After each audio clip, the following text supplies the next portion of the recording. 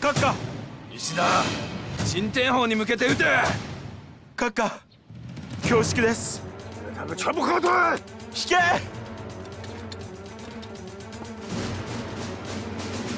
命令を聞け。ほっとくんだ。陳天砲を撃ちなさい。陈天放，你也不用得意，我们一定会一起死。疼吗？忍一忍。好着呢。お前ら聞いてないのか？この私を奴らに恥ずかしめられて死ぬのが見たいのか？全員私の号令を聞け。撃て！撃て！閣下、本当にすいません。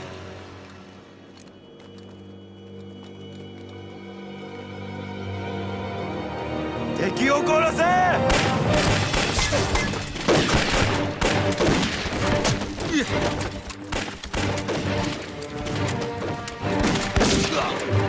閣下！参谋长！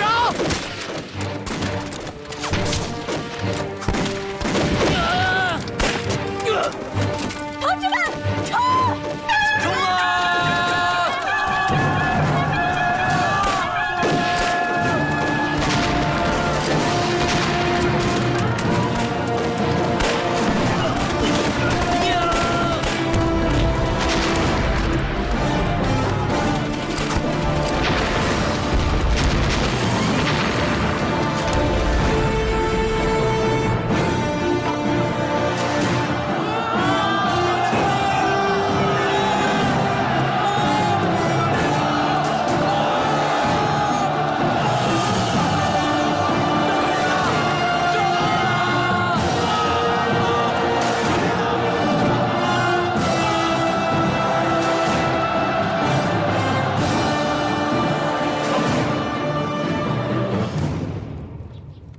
！1945年8月15日，日本宣布无条件投降。这场旷日持久的抗日战争，终于以日寇的惨败落下帷幕。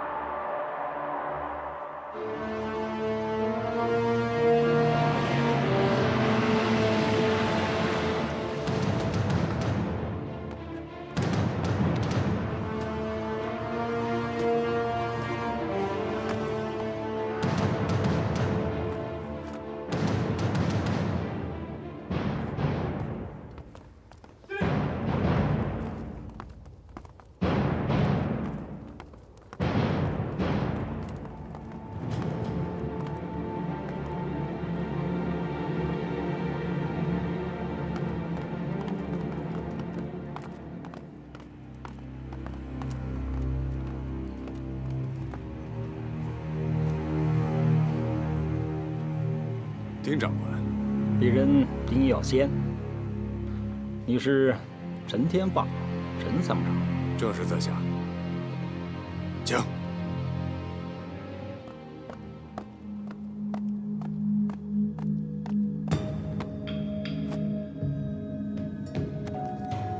大日本帝国华中派遣军少将村山弘毅，奉司令长官冈村宁次之命，向贵军投降。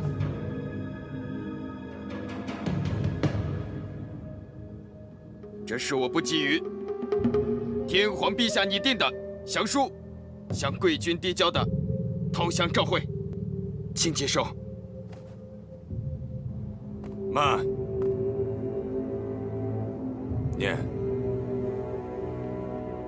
念出来。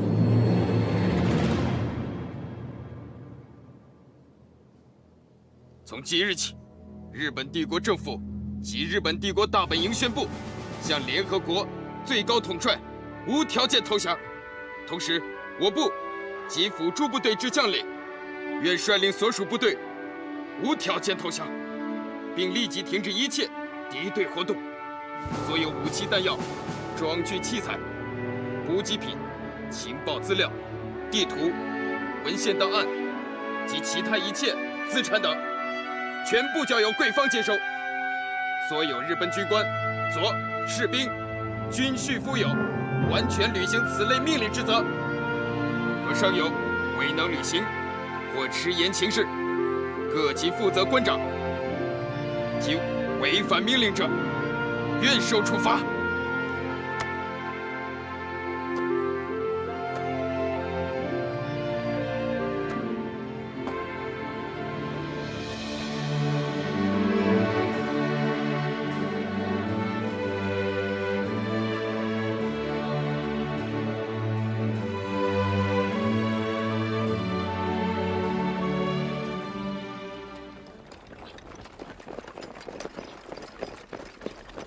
1946年6月，国共两党的军队在鄂豫爆发大规模的武装冲突，一场长达3年多的内战就此开始。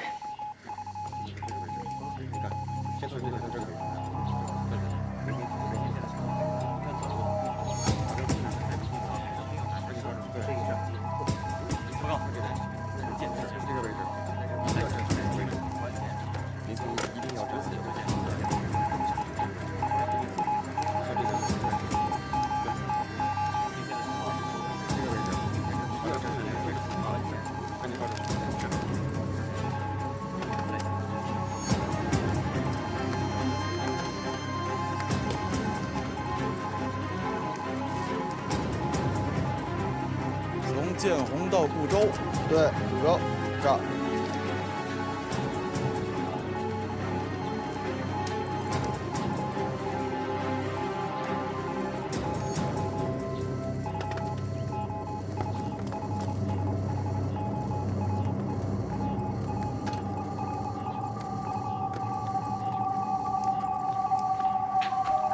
报告孙元，晋冀鲁豫军区野战军第6纵队独立旅旅长陈天放奉命报道。天放，知道为什么叫你来吗？知道。固州历来就是军事重镇，地形复杂，易守难攻。现在驻守固州的101集团军司令刘宏元是位抗日名将。我听说他向来以国家大局和百姓的利益为重。大家都知道，刘宏元跟你们家是世交，所以我想请你去说服刘宏元起义，和平解放固州。明白。共军到什么地方了？离我部也不足30华里。来得还真快呀！看来免不了一场血雨腥风了。共军是哪支部队？晋冀鲁豫军区野战军的第6纵队。哦，是共军的虎狼之师。看来共军是抱定要拿下固州城了。还不止如此。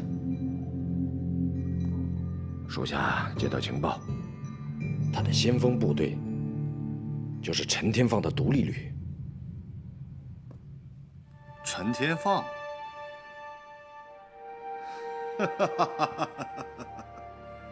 弄来弄去，我还要跟一个侄子辈儿的人兵戎相见，真是天意啊！司令，你也不必负担过重，国家大义在先。既然陈天放非要与我军为敌，那也只有割袍断义了。不说这些，那个姓丁的到哪儿了？王副官已经去接了，应该马上就到。只是这个时候委员长派人来固州，怕是别有深意吧？不就是我说了一些内战上的言论传到他的耳朵里去了？不用怕，老子坐得正，行得端，有什么好怕的？啊？话虽如此，可现在是非常时期，司令还是小心为上。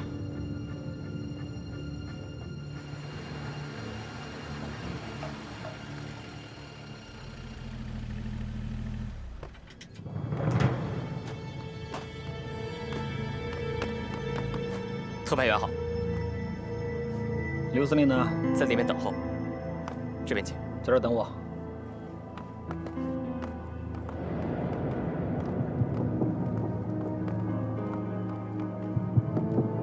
这边请。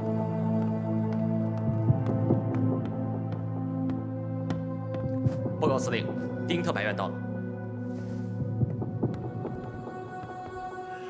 耀先一路风尘，辛苦了。哪里，刘司令为国征战，浴血沙场，你才比我更辛苦。相比之下，我丁某人只是一介无用书生，做些传声递话的琐事而已。耀先客气，你乃是党国的精英，委员长身边的红人，请。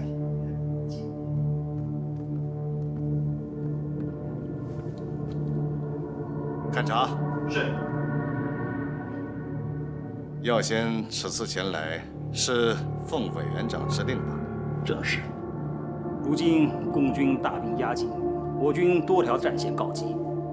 固州作为北上南进之军事重镇，一旦失响，将无异于向共军打开了南侵的门户。为此，委员长是寝食难安呐。所以，特命我携带军饷和补给来到固州，鼓舞我军士气，振作抗敌之精神。恐怕是委员长对我刘某人不信任吧？怎么会呢？洪元兄在党国元老，从北伐到抗战，你对党国的忠诚，天地可见。可是俗话说，三个臭皮匠顶个诸葛亮。耀先虽然不才，但是在您身边出主意，倒还是不错的。何况共军现在已经兵临城下，委员长派我前来劳军督战，也足见党国对你的信任呐。司令，这也是委员长的一番好意啊。不必说了，委员长什么意思，我刘某人心里清楚。请丁特派员转告委员长，我刘宏元是党国的军人，会遵守自己的职责。那自然是求之不得。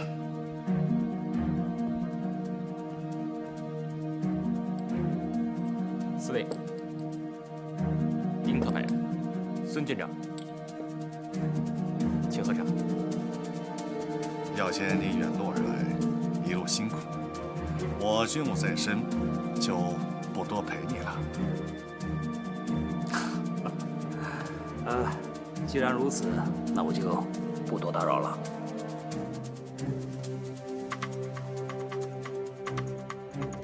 洪元兄，告辞。孙军长，代我送客。啊，特派员这边请。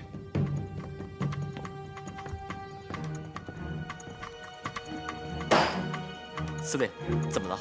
我没事儿。看来这蒋某人是想杯酒释兵权呐。哼，不识抬举，还真以为他是一帮诸侯了。特派员息怒，刘司令生性耿直，脾气不好，但对党国的忠心却是毋庸置疑的。最近可能战事烦心，所以您可千万别往心里去。烦心？我看是二心吧。孙军长，我听说目前城外的共军首领有刘司令的晚辈旧识。您说的是陈天放？对，就是他。我听说这个陈天放还曾经受过委员长的嘉奖。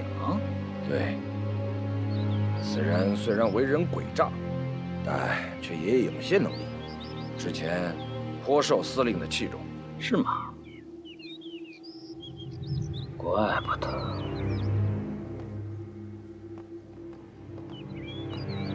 好，孙军长，晚上一起吃个饭如何？求之不得，我马上去安排，给您接风洗尘。那好，麻烦您了。不客气啊，再见。再见。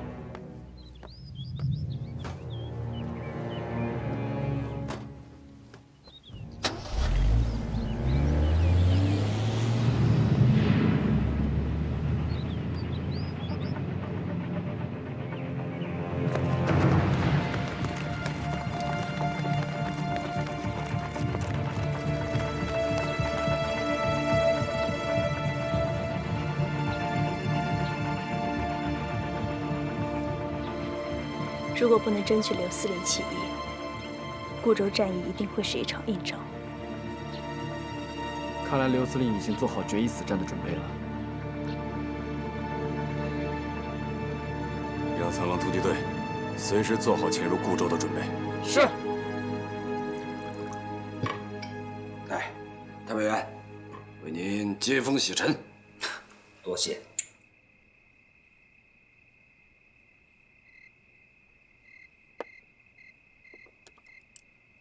孙军长，现在固州城防布置的如何了？我军防务已整军完备。共军若大举进攻，我部将誓死守城。很好。不过，我总觉得刘司令似乎对固州一战有抵触情绪。太委员多心了。刘司令生性耿直，可是对党国绝对是忠心耿耿。诚如太委员所言，陈天放乃司令旧部，现在两军对峙，干戈相见，司令的心里难免有不舒服，这也是必然。有什么不舒服的？事关党国之未来，大义和私情必须分清楚。都什么时候了，还在为这些鸡毛蒜皮的事情烦恼，简直是糊涂。太委员所言甚是。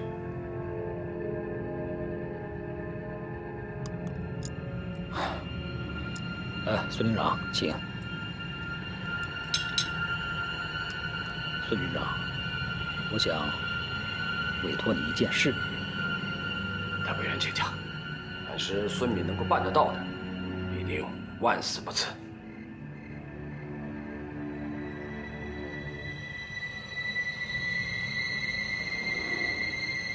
秘密监控刘洪元的一举一动，一旦发现异常，立即向我汇报。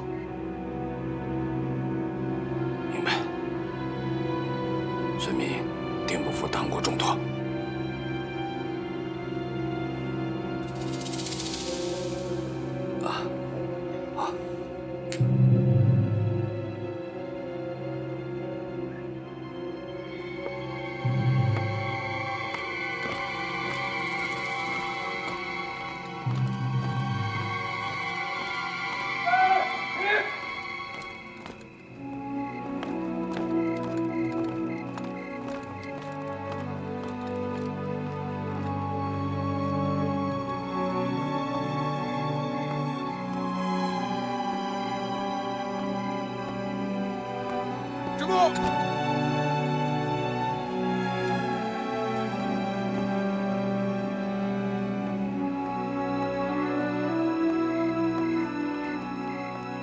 孙军长，我正找你呢，司令找你议事。我知道了。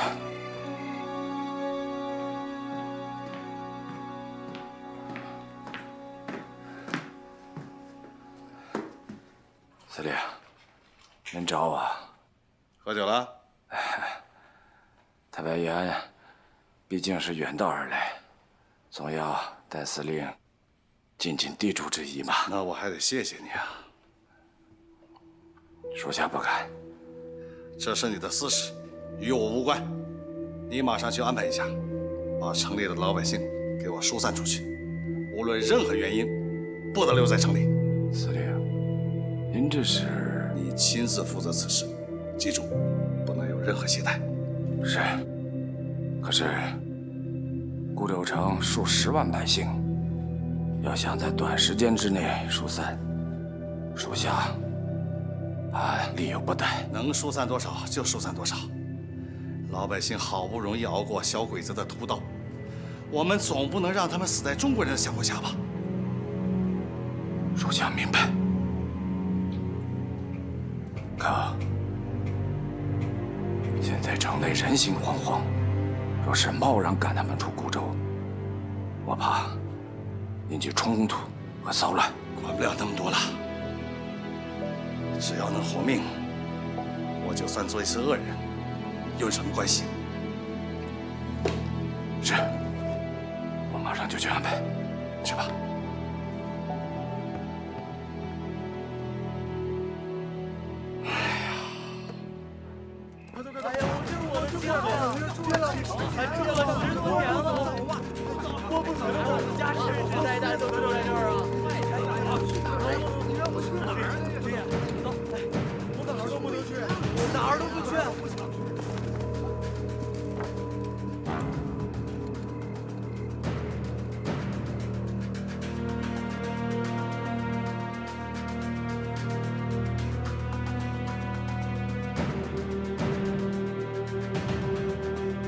国军阵地采用了密集防守的模式，每50米安排了一个火力点。这种方式的好处在于，一旦对方发起进攻，火力点之间将立即形成扫射面，让防线没有死角。刘司令行事保守细致，强调团队精神。他的这套防守体系，对于应付大规模进攻，理论上是万无一失。但我发现，他的火力点之间似乎有些疏于防范。这是重点。刘司令在安排重火力点的时候，通常在火力点之间会留有少量的士兵来负责消息的传递。如果我们能够进入这个空隙的区域，那么我们就可以进入固州。大家一会儿分头准备，今晚12点整，准时行动。是。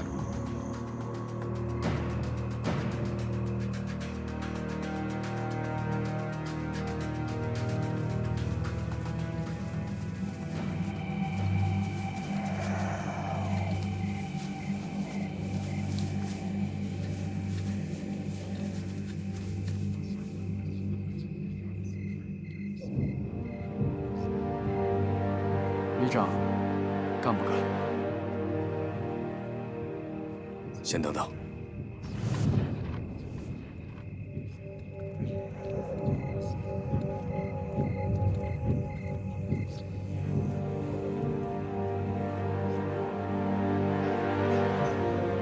有什么情况吗？报告，没问题。继续监视。是，走。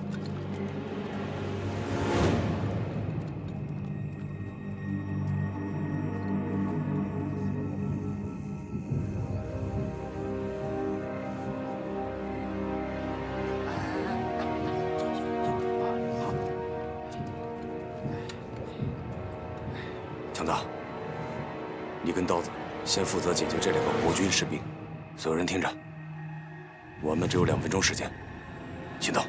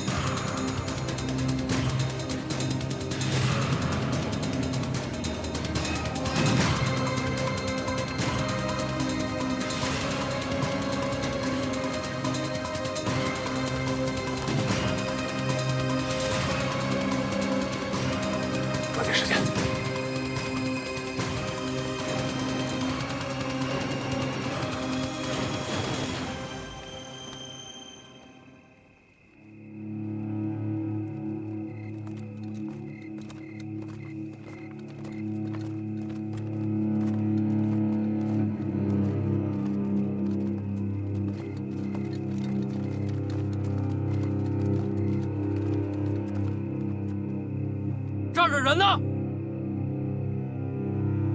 啊！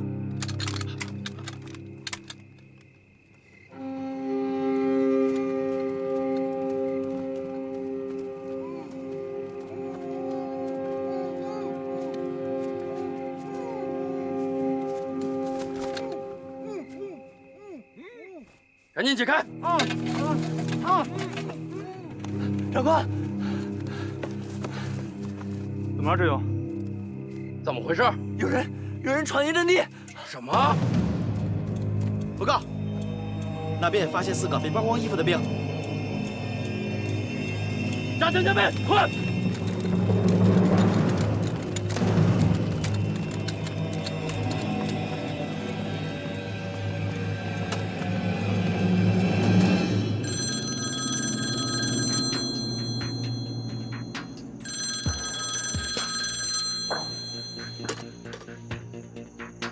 喂，报告军座，我军防线有士兵遭到不明身份者袭击。什么？袭击者下落不明。马上封锁防线，全力戒备。有情况马上向我汇报。是。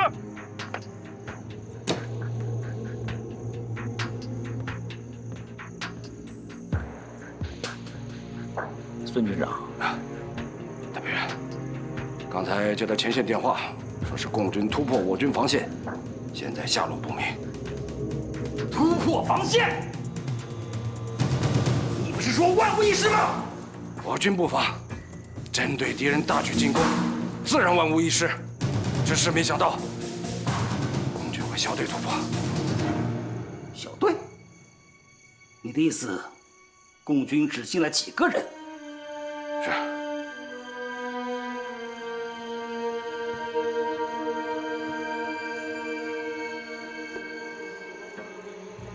值此关键时刻，这几个人冒险闯入固州，到底想干什么呢？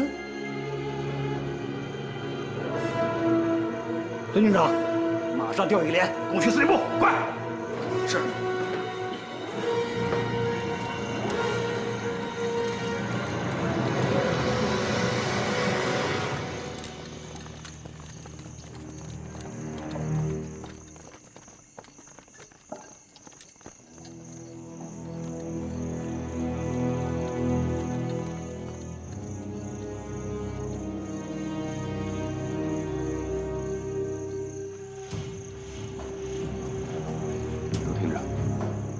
时间紧迫，我怀疑他们很快会知道我们已进入固州，并可能会知道我们来此的目的。方大，一会儿等我进去之后，你们迅速警戒，并找好退路。万一出现什么紧急情况，立即通知我。是。行动。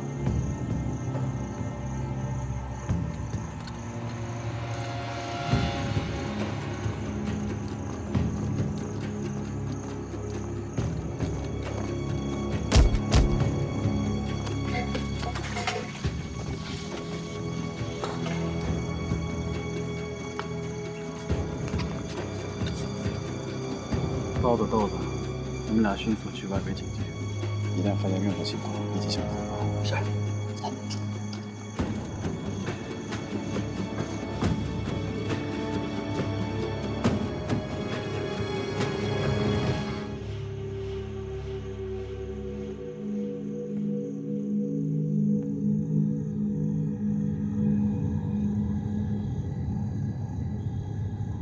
司令，这么晚了还不休息啊？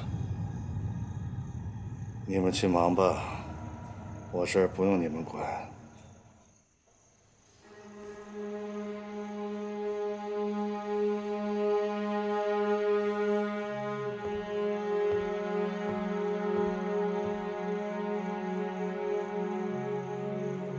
坐吧。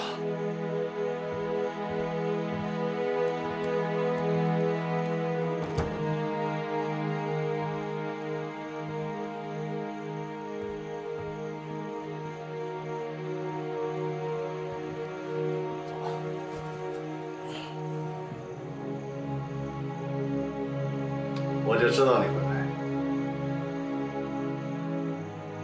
你是来杀我的。您是我的长辈，是我的恩师。天放不会干这种欺师灭祖之事。那现在算什么呢？你们大兵压境，难道是为了跟我把酒言欢的？蒋介石挑起战争，不是为了党国，而是为了私利。抗战胜利，万民死安。可是他蒋介石呢，不顾重庆谈判签下的协议，悍然挑起内战。这难道就是他所谓的为了党国，为了万民？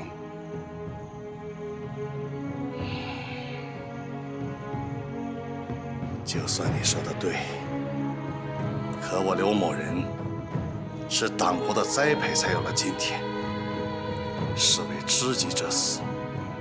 无论这场战该不该打，我刘某人别无选择。老师，您有选择。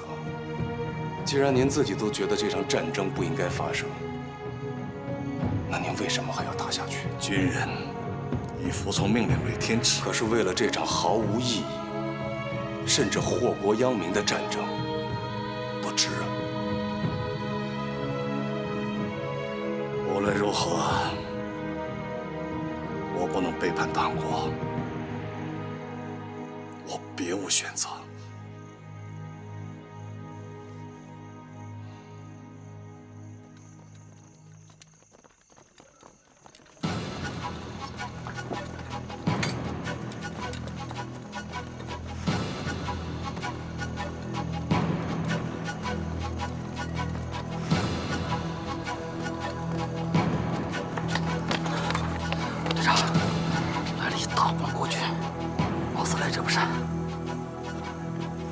你们迅速隐蔽，我去通知旅长。是。国父中山先生曾说过：“天下为公，应以天下为己。”他还说，做人最重要的事情，就是应该懂得怎样去爱国。可是他蒋介石现在倒行逆施，悍然挑起内战。您明知有错，却不辨是非，甚至一味的追随。试问，老师就算战死沙场，又该如何面对中山先生之教？老师啊，抗战最终的胜利来之不易。我们现在真正应该做的，不是中国人和中国人在一起自相残杀，而是应该一起联起手来，共同迎接和平。只有和平，才能够改变我国家落后之面貌，才能够一起来振兴我中华，才能够可以让老百姓真正的安居乐业。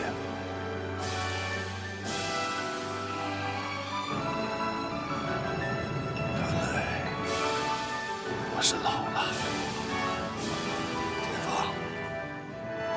你说的对。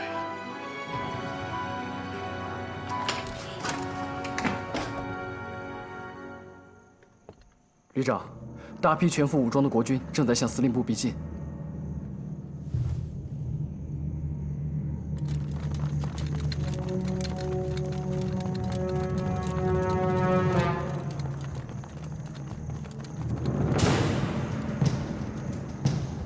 连个警戒都没有，看来还真是不同寻常啊！包围这儿，是吧？特派员，这样不好吧？三更半夜的兴师动众，我看还是通禀一声吧。不必了，高部奸细时不我待。再说，这也是为了刘司令的安全着想。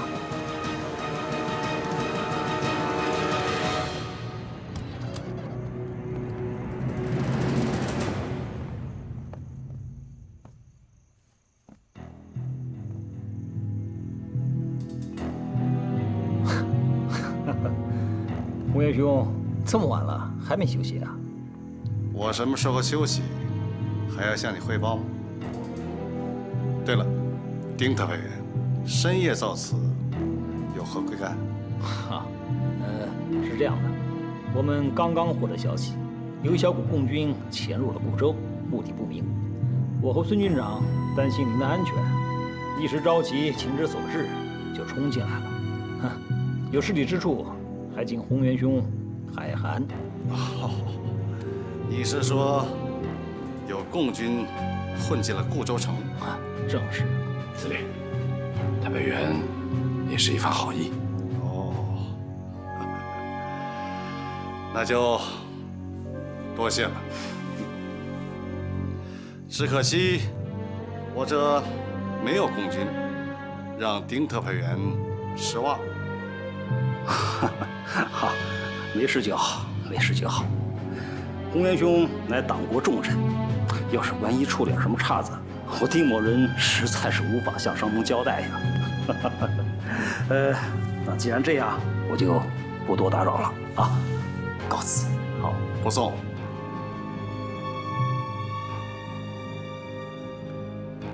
那司令，我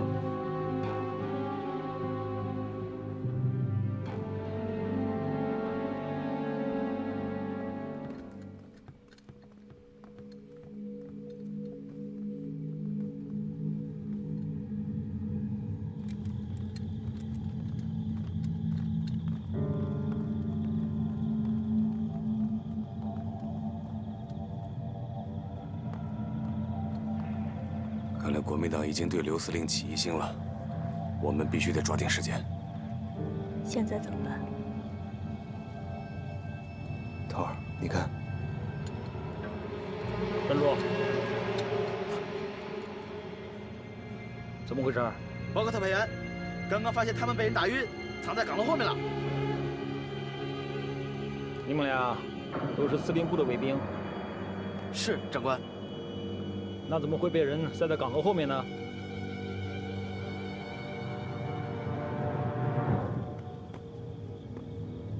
你们两个要仔细应对，不许胡说，否则就地正法。可是，如果知情不报，后果会更严重。报告长官，我们也不清楚，我就知道黑影一闪，就什么都不知道了。是啊，我们不敢有半句虚言。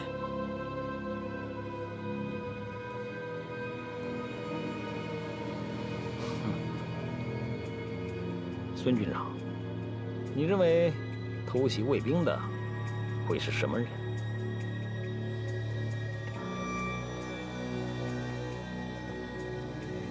特派员认为是共军。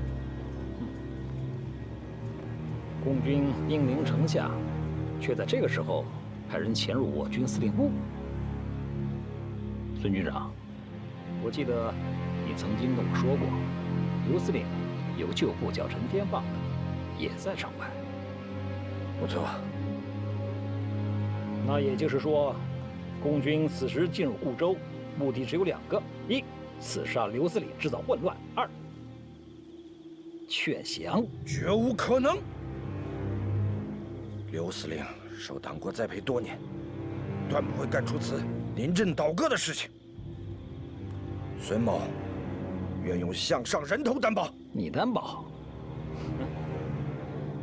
你别忘了，知人知面不知心啊！现在卫兵被袭，刘司令却安然无恙，这不由我不多想。孙军长，再跟我回去找刘洪元。这回我倒要看看，他还有什么理由去威仪。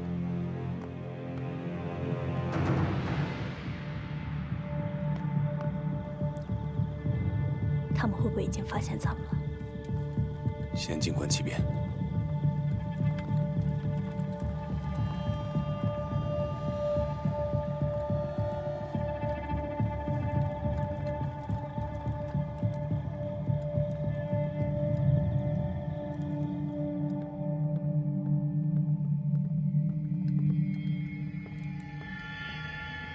丁特派员，你又来干什么？对不起了，红元兄，又来叨扰了。你的办公室真的没人来过？你什么意思？我已经获得足够的证据，证明伪国共军潜入了司令部。我怀疑有人想对你不利。那又怎么样？鄙人受委员长之重托，值此非常时刻，绝不能让刘司令的安全出问题，让固州出乱子。所以，我想请刘司令一步，由专人进行保护。用不着。我刘某人虽然不是战功赫赫，但是也是身经百战，就算几个共产党闯进来，奈我如何？现在战事正紧，我还是留在这儿。洪元兄，还真是义正辞严呐。只是不知道，你对着你的旧部陈天放，是不是还有另外一套说辞呢？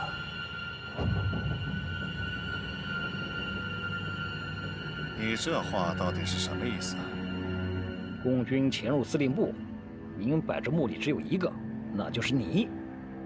可现在司令部的卫兵遭袭，而你却安然无恙，这不由我不怀疑，刘司令和共军是不是已经达成了什么私下的交易？放屁！你这是欲加之罪，何患无辞？非常时期，我不得不更加小心。请刘司令到军部别院休息。你们敢？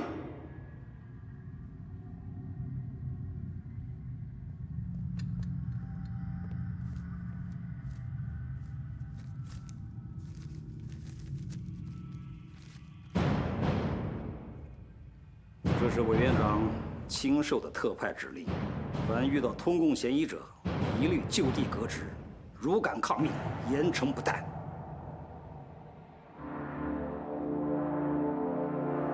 怎么？难道你想背叛党国，抗命不遵吗？哈哈哈哈哈哈！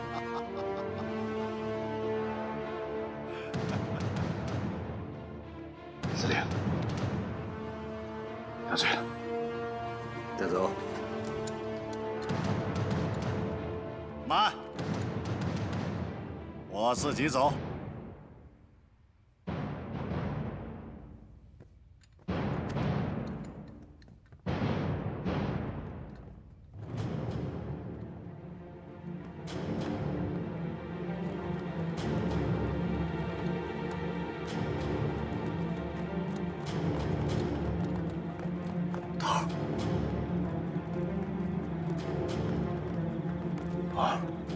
还是先救人吧。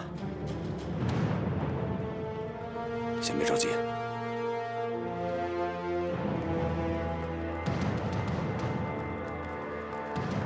头，那怎么办？看看他们把刘司令带到哪儿，再找机会撤。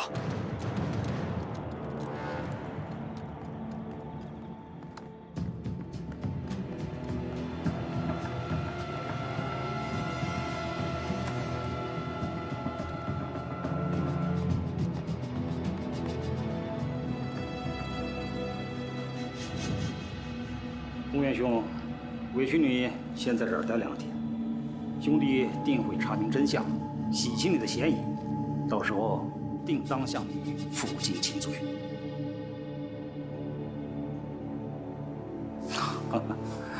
你放心吧，我会立即将此事上报给委员长，请他来裁定。如果你真的没有通共嫌疑，到时候就算把我千刀万剐，我也认了。洪元兄，你好好休息，告辞。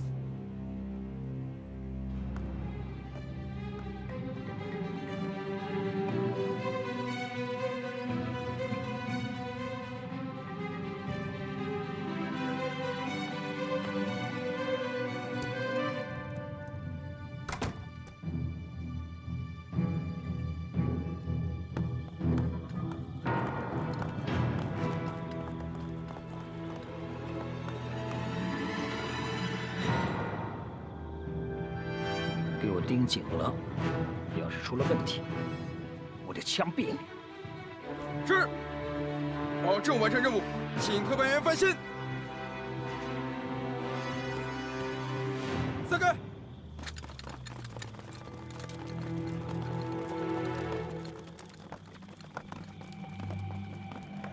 孙军长，你说我们现在把刘宏元软禁在这儿，共军会有什么反应？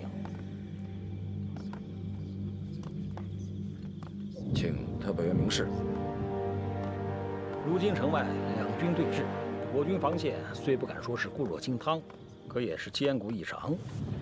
共军想要攻入固州，不仅会旷日持久，而且还会付出极大的代价。所以，这也正是共军为什么要冒险潜入固州，游说刘宏元的原因。特派员分析的极是。虎落平阳，可余威犹在。刘宏元在军中的威望无人可比，所以共军是绝不会轻易放过刘宏元这枚筹码的。特派员的意思是共军要营救刘司令？我也没有十足的把握，不过不管怎么看，刘宏元都是一个上好的诱饵。那我们就来个守株待兔，再调一个营过来，在别院四周埋伏。要是共军真敢过来，就击毙他们。明白。松副官，军座这么着急见我，到底什么事啊？具体什么事我也不清楚，有什么你到办公室自己问他吧。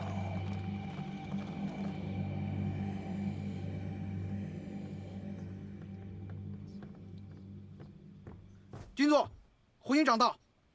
军座，下去吧。是。坐。是。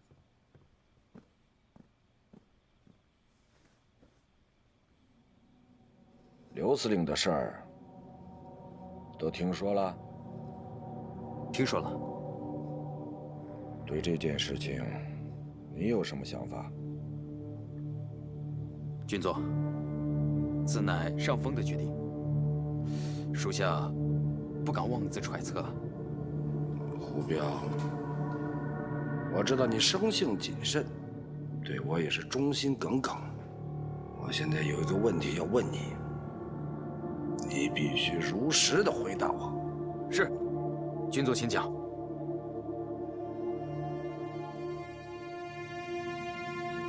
如果，我是说，如果有人要对我不利，你会怎么办？军座，当年抗战的时候，是您把我从死人堆里救出来，然后带我南征北战，斩杀仇敌。我胡彪这条命是您给的，我只对您的命令唯命是从。如果有人敢对你不利，我就是拼了自己的性命，也力保您的周全。好，很好。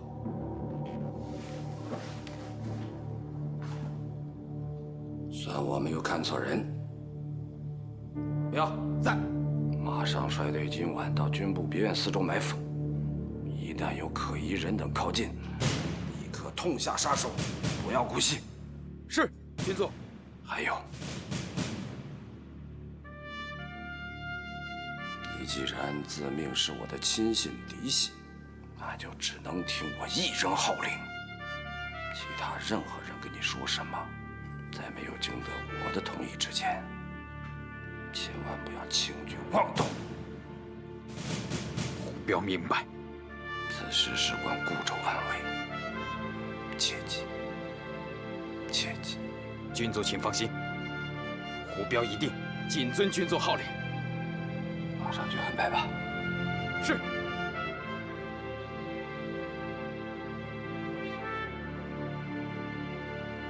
螳螂捕蝉，黄雀在后。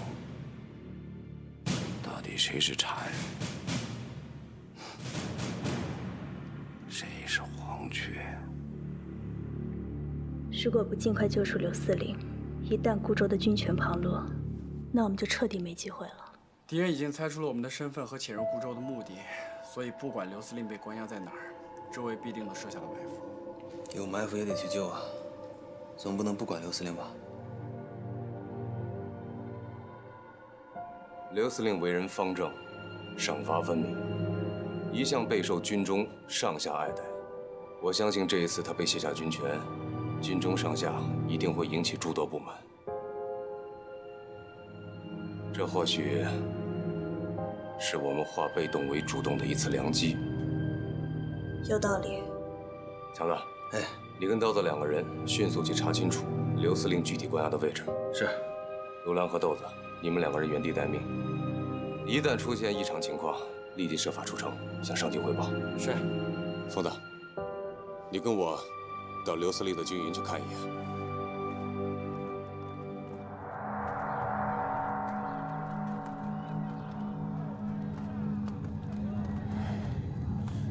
哎，你说固州城这么大，藏个人不跟玩似的，咱们上哪儿找去？那也得找。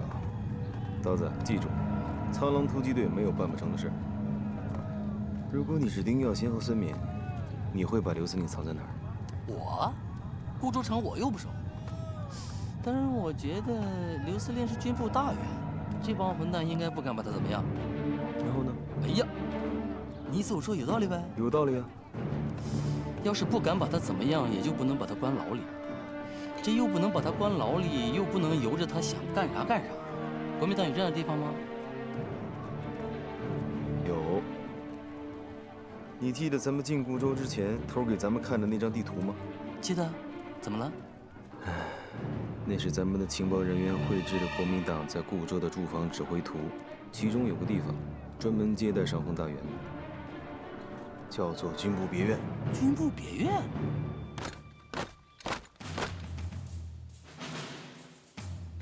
都把眼睛给我放亮点！一旦发现有可疑人员靠近军部别院，立即击毙。是，行动！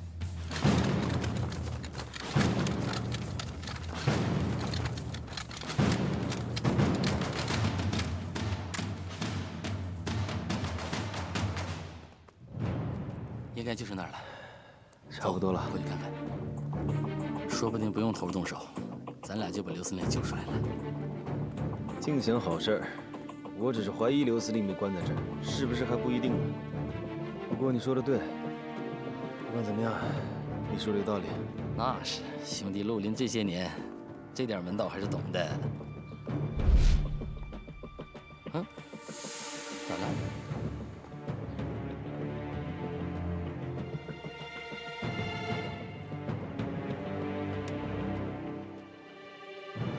他娘的，原来是过路的！草木皆兵，害得老子紧张了老半天呢。到底咋回事啊？为啥不谈清楚？不用谈了，刘司令肯定被关在这儿。你怎么知道的？回头看看你东南角45度，动作不要太大。幸亏没过去，要不打成筛子了。刘司令就是儿，丁耀先和孙敏这是在守株待兔，等我们上钩呢。那怎么办？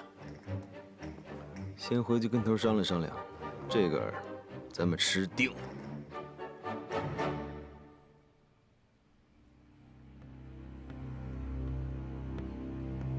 大北，人已经在军部别院周边都埋伏好了。很好。哦，对了，那些刘宏源的亲信和手下有什么反应吗？军中上下都颇多怨言。说起来是党务的军队，实际上却成了他刘宏源的家奴。要是有人胆敢谋反，就地正法。太北元放心，一旦有苗头，我会尽全力弹压。另外，共军一直对策反我军心存幻想，所以我决定，明日对共军主动展开攻击，彻底打破他们的华良美梦。明天，时间紧迫，又恰逢军中巨变，再拖下去，有可能生变。明白。你马上下去做战前动员，同时顺便掌握各部队动向，做好安抚工作，为明日开战做好准备。是，我马上去办。有劳了。太白员严重了。孙军长，太白员还有什么事吗？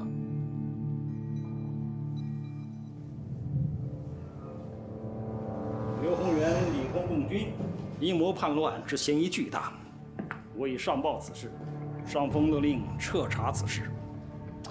不仅如此，上峰认为刘宏元已经成为固州安危之最大隐患，为绝后患，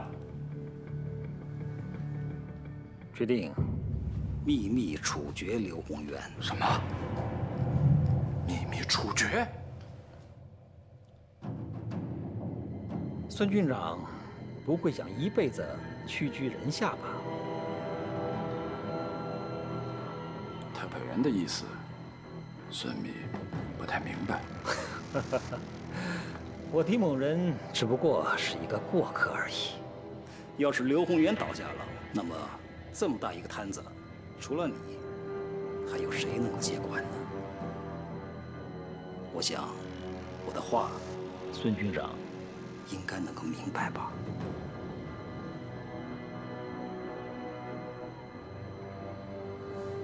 不过，我希望你千万不能跟刘宏元一样，辜负了党国的一片苦心啊！太白员，放心，孙敏就算是肝脑涂地，对党国的忠心也是天地可鉴。那就好，抓紧去办吧。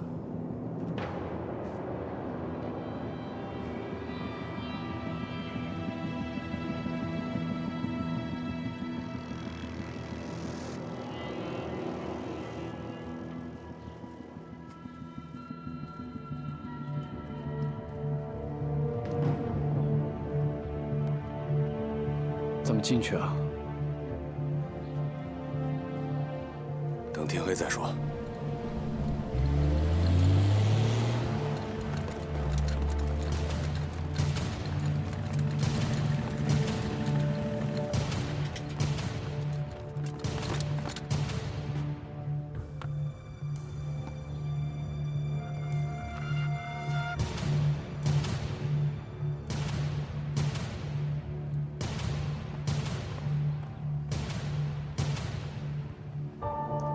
他们现在已经意识到部队有不满情绪了。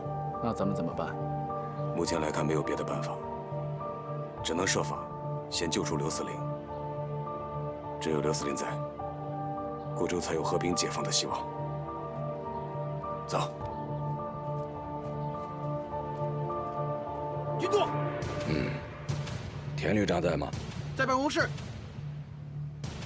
让他来见我。是。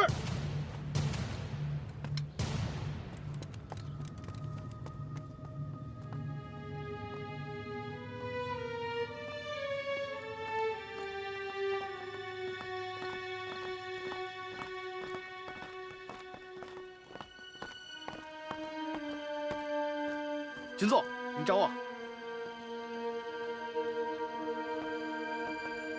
刘司令的事儿都听说了吧？是的，军座。上上下下有什么反应啊？报告军座，现在大伙儿都为司令鸣不平。混账！我担心的就是这个。眼下局势微妙，一旦你们有所异动，无论是对刘司令还是对101集团军，后果都不堪设想。我来就是为了提醒你，千万不要让情绪左右了你的判断。可是，司令明显是被人陷害的。废话，这一点我比你清楚得多。可是你不清楚的是，特派员早就防着你们这一手，一旦发现你们有所异动，不光是刘司令，包括你们所有人，都会就地正法，绝不姑息。是，属下明白。不管什么时候，无论如何，都不要轻举妄动。是。回去告诉兄弟们，这件事情我自有分寸，叫他们别跟着瞎掺和。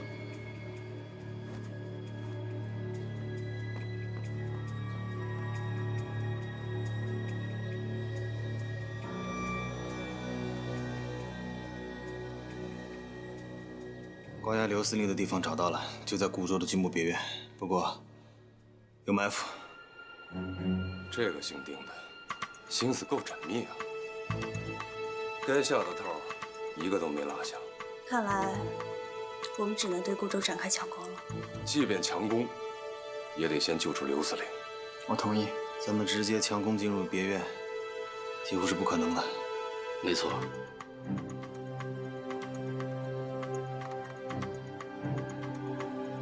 那我们可以找一个能进去的人，带咱们进去。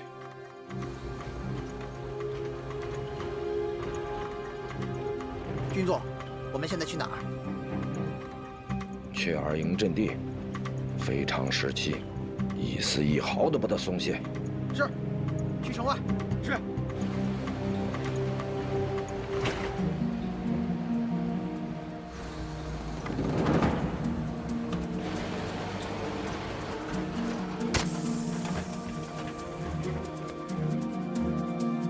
怎么回事啊？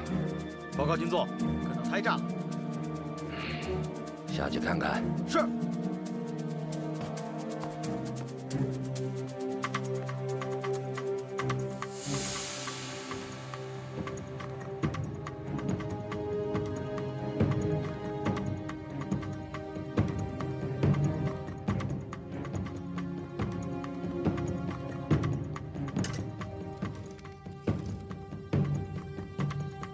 我是丁耀谦，给我接孙军长。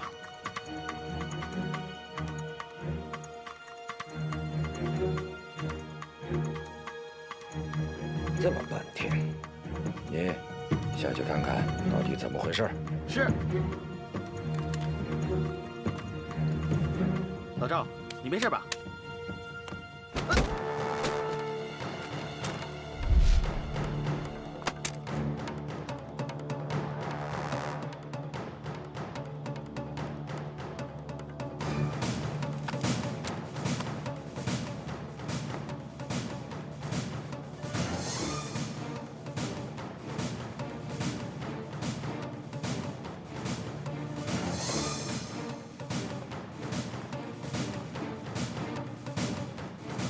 孙军长，久违了。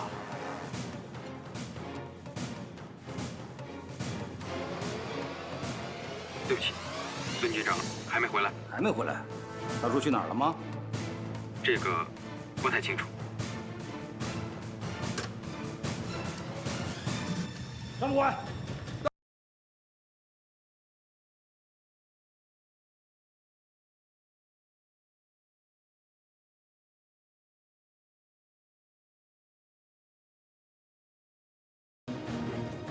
把这拿了，马上传令下去，让警卫白齐和跟我过去。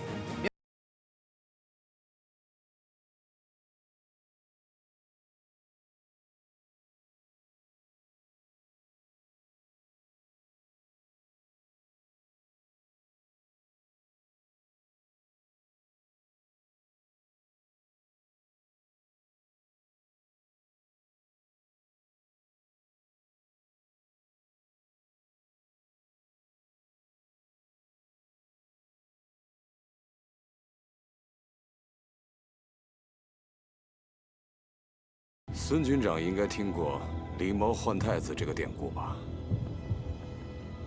什么意思？什么意思？自己想。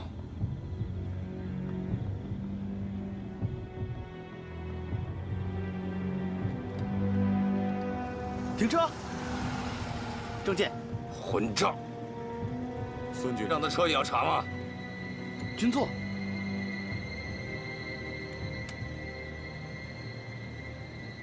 什么事啊？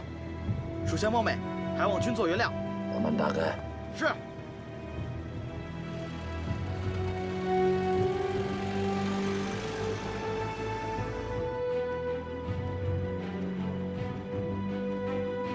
是军长，又是虚惊一场。继续行进。再快点。是。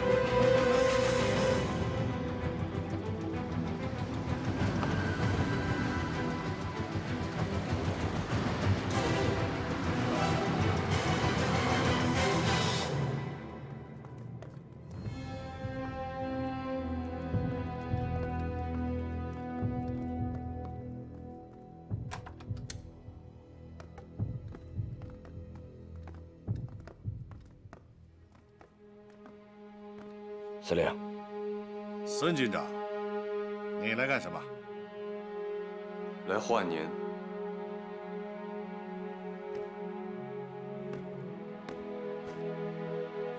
司令，抱歉让您久等了。天发，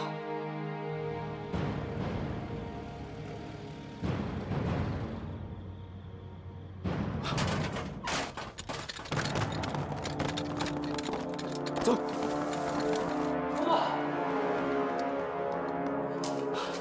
坏了，外面来了好多国军。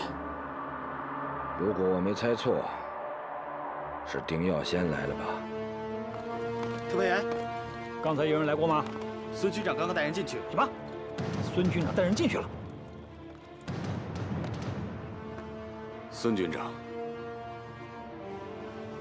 看来我们没有其他的办法，只能再有劳你了。好吧，一会儿都看我的信号，万一丁耀先发现了什么，立即将他击毙。明白，明白。司令，我们走。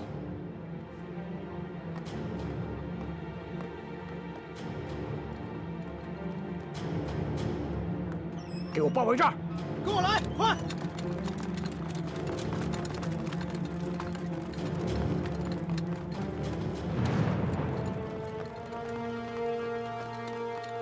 快！别动，别动！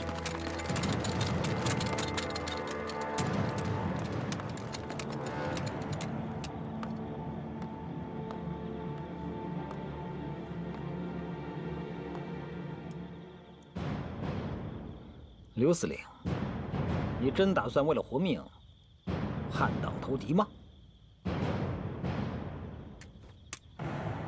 放我们走，不然他就得死。如果我没看错的话，这位就是陈参谋长吧？没想到一别多年，再见面时竟是此情此景。丁长官。好记性，惭愧惭愧。我素知陈参谋长乃是刘司令的晚辈子侄，只是没想到刘司令竟然会为了亲情事宜放下立场，因私废公。我因私废公，8年抗战，百废待兴。蒋介石口口声声说为民着想。可是，他不顾老百姓的反对，悍然发动内战，惹得天怒人怨，百姓流离失所。你们说，他是为我们老百姓着想吗？我看他是为了自己的江山。老百姓在他的眼里，就是草芥罢了。放肆！刘宏元，你真打算造反吗？事已至此，我就跟你说明白了，这场仗我不打了。打不打，由不得你。击毙他们！慢！大委员，我呢？我怎么办？你们会见死不救吧？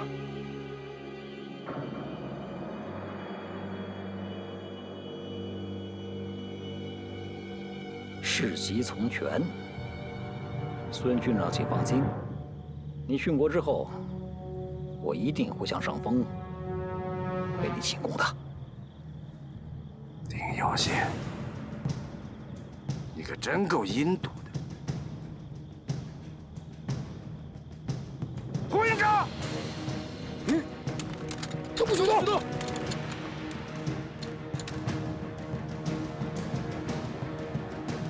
孙军长，你想干什么？我跟随刘司令戎马半生，我们之间的生死情谊，岂是你这个小人能够挑拨得了的？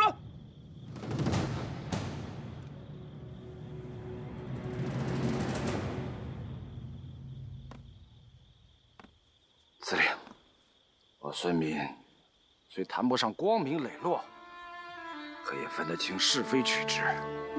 此次丁耀先与之一死地，为了救你，又不让你背上谋反的罪名，我早已在这周边安插了自己的亲信和嫡系。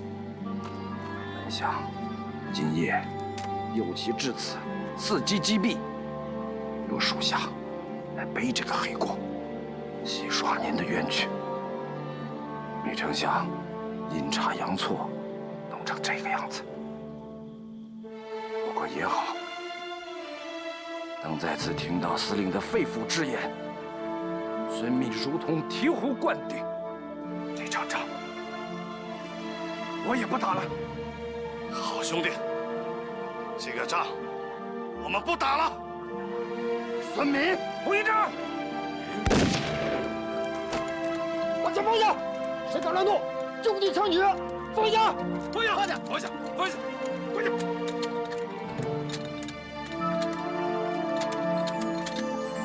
天放，从现在起，我和孙军长的部队就听你指挥。谢刘司令。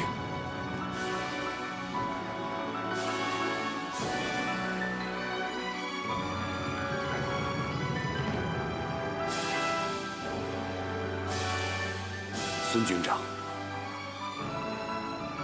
孙膑目光浅薄，但也知道不该做祸国殃民的事情。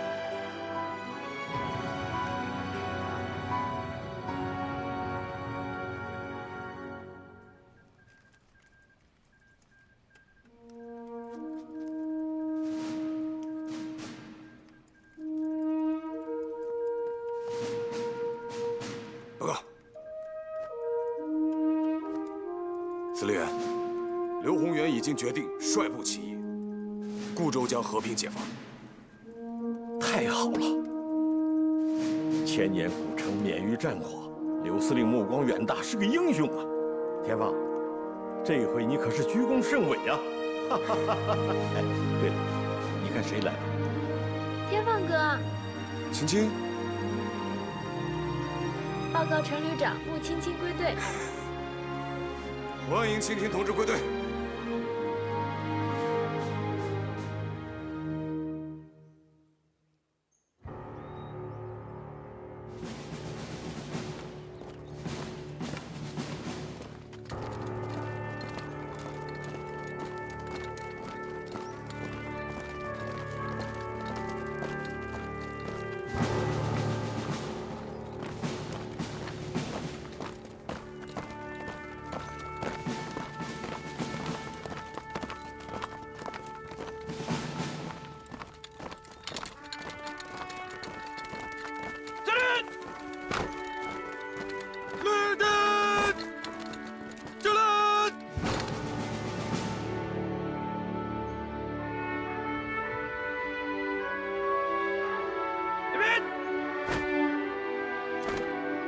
国民革命军101集团军司令刘洪元率部起义，请解放军进城。中国人民解放军独立旅旅长程天放带我军总部及固州几十万百姓，劝刘司令